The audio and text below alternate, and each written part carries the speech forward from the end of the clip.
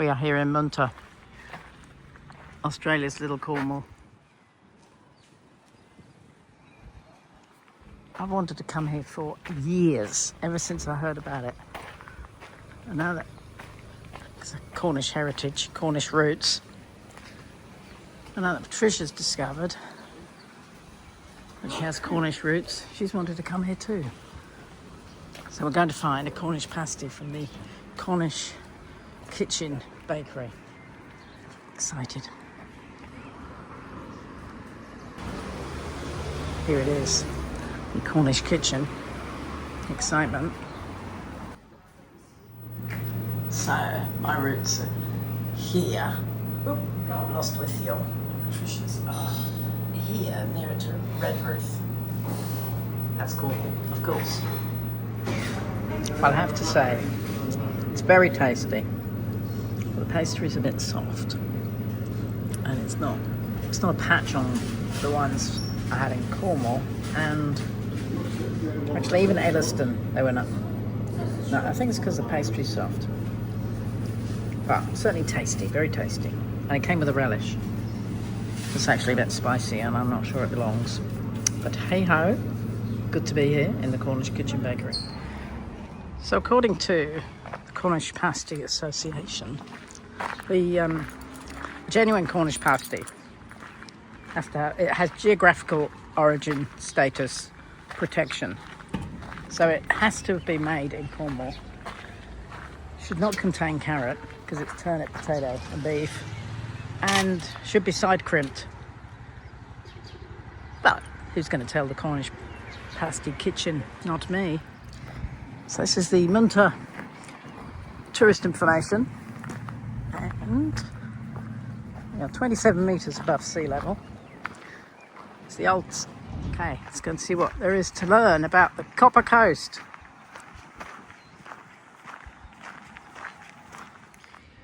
So we're at Moonta Bay Caravan Park, and look at this. Us. Water. Gorgeous. Look at this. Tides out. Another day, another jetty, and beautiful, beautiful ocean.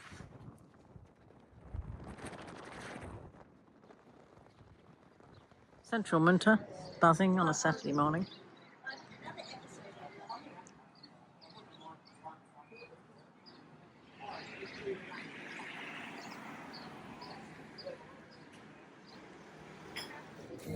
So, the three of us are on the Moonta Mines tourist train.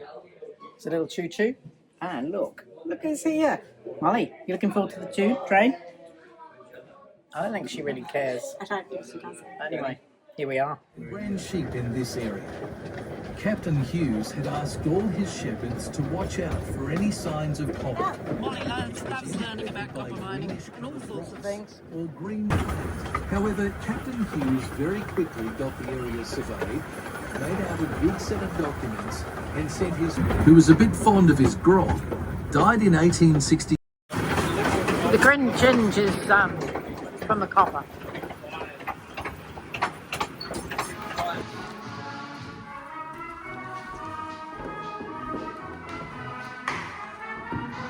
Oh, you can't beat a good brass band.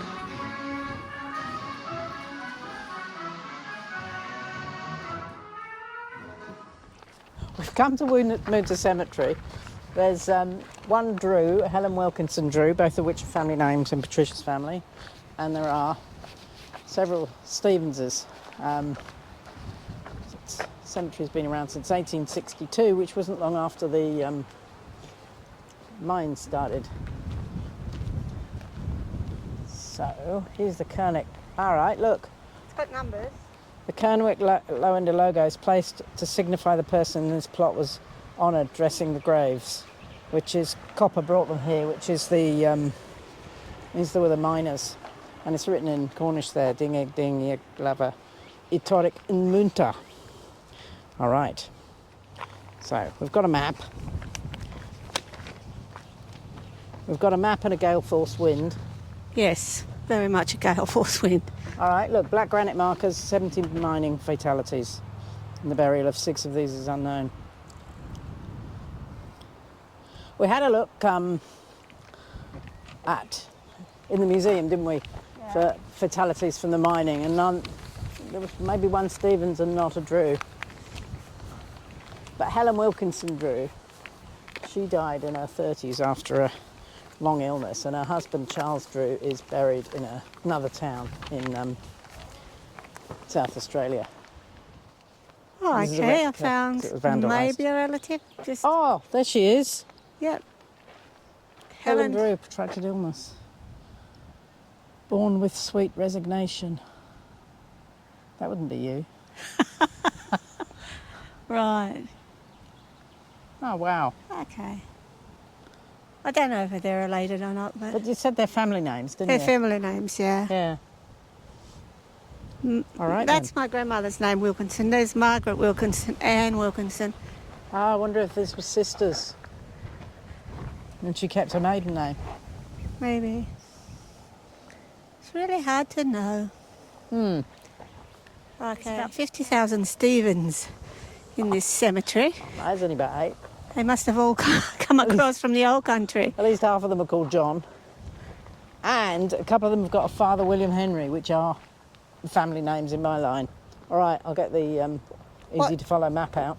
What? There is one of the John Stevenses, born in 1854 and died in 1922. His father was William Henry. He looked as if it may be. I haven't actually located him, but he could be. Are we in 9 West? Yeah. Yeah, we are.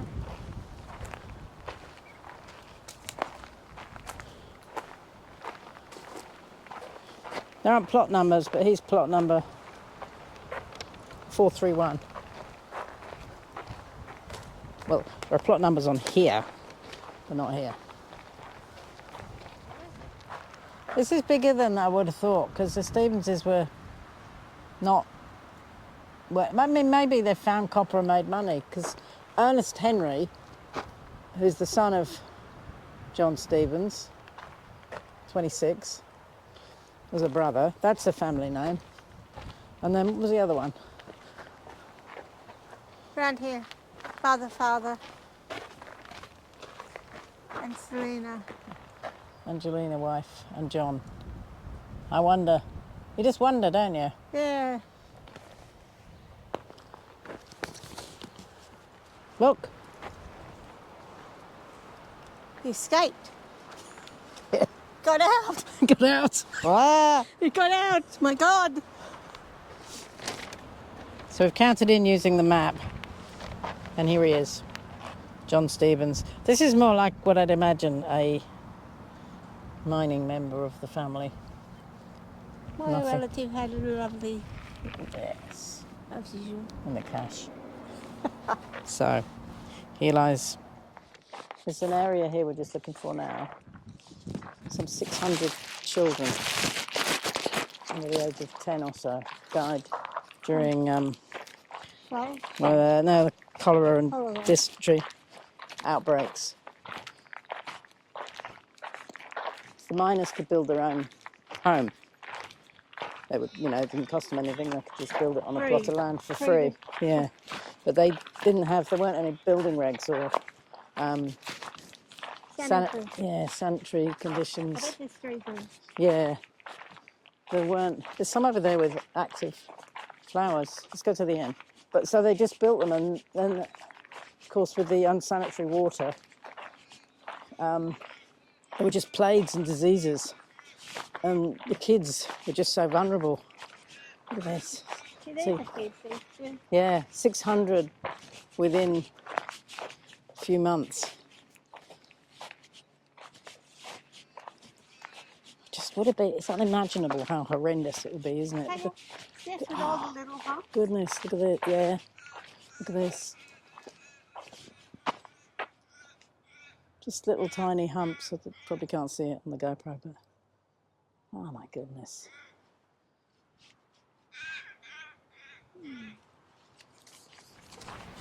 It's a 12-year-old there. Mining fatality.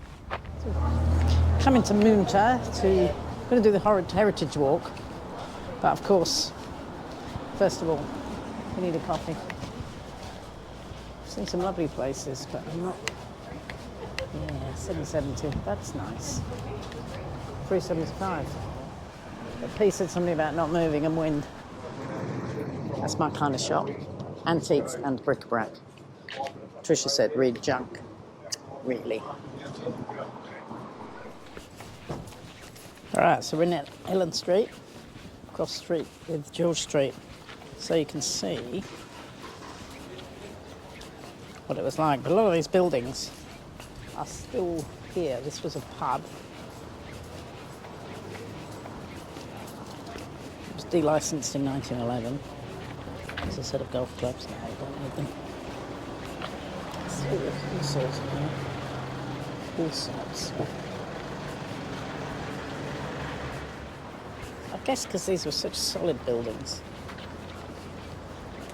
you just wouldn't knock them down. So that's a mural of Hughes engine.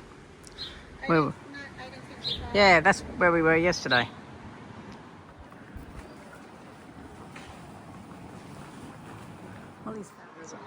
Over here is a community pantry. Take what you need, give what you can. Fantastic, eh? Should be more of those.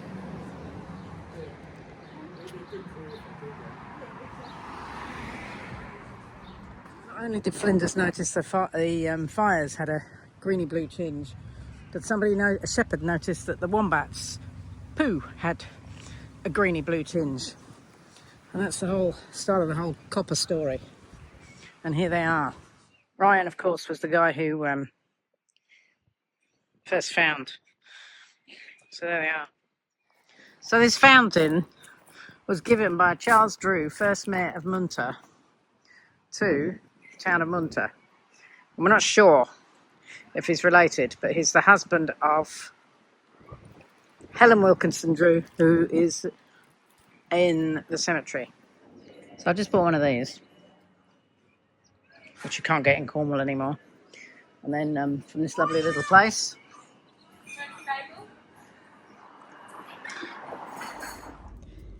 So this Cornish pasty is the old type with savoury at one end and apple pie and custard at the other. So savoury at one end, apple pie and a note to enjoy it. So there it is. Cut in about there, I think.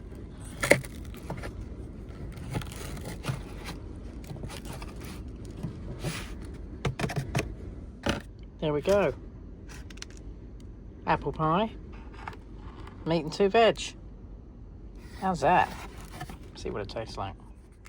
So I've just popped a bit of vanilla yogurt on there.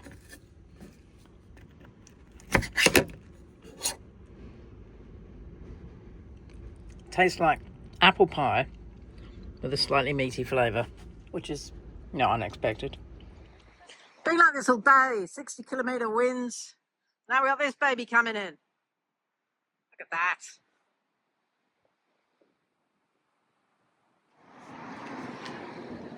So we stopped in Yorketown for a few nights.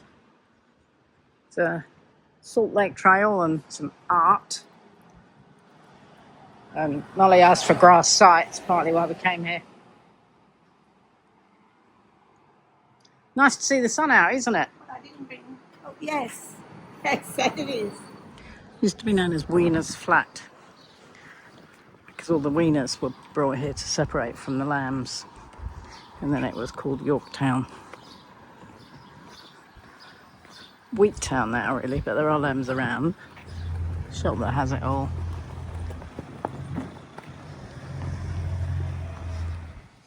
So I came down to get Coca-Cola, and it looks like even the fuel station, the ampule it was locking up. It's 10 to 7, and it looks like Yorketown, with its 997 residents, goes to bed early. Okay, so today we're heading off around the Salt Lake Trail, around Yorketown. Historically, Yorketown was actually the centre of a thriving salt industry. There are approximately 200 salt lakes. We're probably only going to go see 6 or 7, but this industry was a major employer and the primary source of the town's early prosperity. At the peak, during the First World War, there was an annual harvest of 57,000 tonnes of salt. The raw salt was processed at refineries at Edithborough, which is on the coast, not far away, and Edithborough, which is a smallish town, but it became the third busiest port in South Australia, exporting salt throughout Australia and New Zealand. And then the industry suffered during the Great Depression, competition from other ports, and then salt production here finally ceased in the 50s and 60s when the Edithborough refineries were... So these salt lakes, like many others throughout Australia, throughout the world, even Antarctica, are basically inland bodies of water that have a high concentration, that is more than 3 grams of salt per litre, of salts and other minerals, normally in arid and semi-arid regions where the evaporation exceeds precipitation, which is pretty much of inland Australia, the centre of Australia. And this obviously leaves the salts behind. The salts actually turn pink due to the combination of that high salinity, but also salt-loving microorganisms such as algae Dunaliella and pink halobacteria. When the salt levels are high, these organisms produce red and orange pigments like beta-carotene, which protect them from the intense sunlight and give the water that pink hue.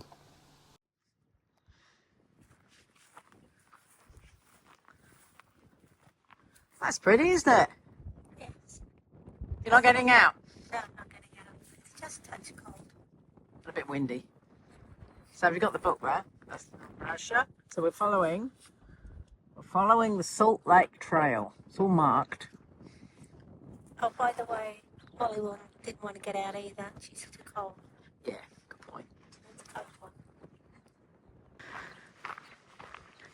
This one's got a nice little walkway out into the middle.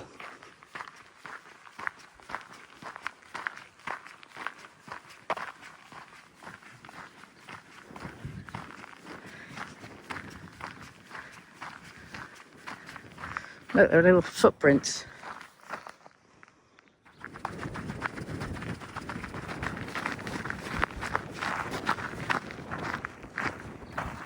The huge lake Fowler is just over there across our field, and there are photos in the old days of people harvesting the salt from there. These are beautiful, aren't they? Now they are taking the salt.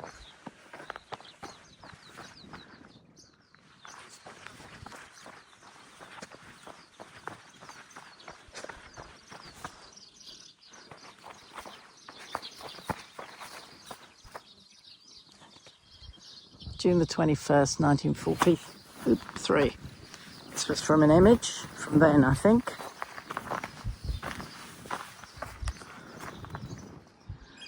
So this water tower was hand painted by Jasmine Crisp.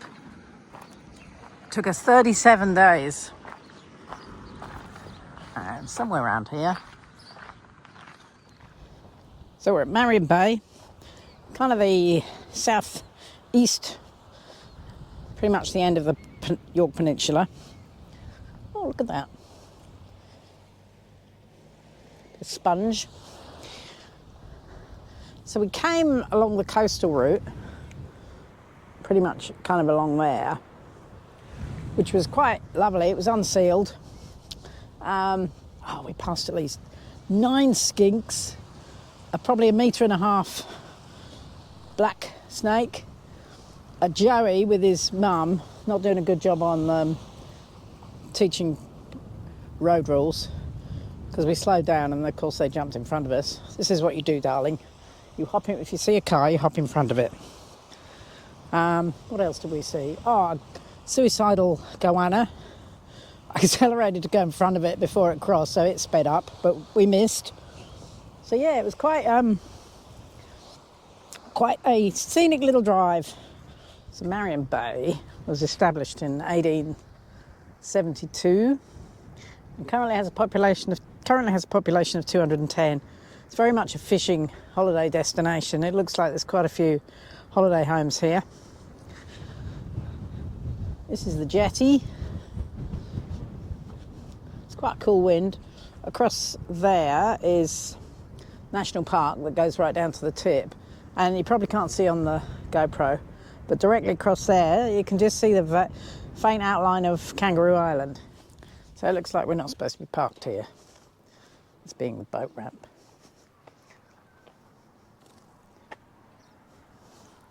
But really, I think we can take a chance.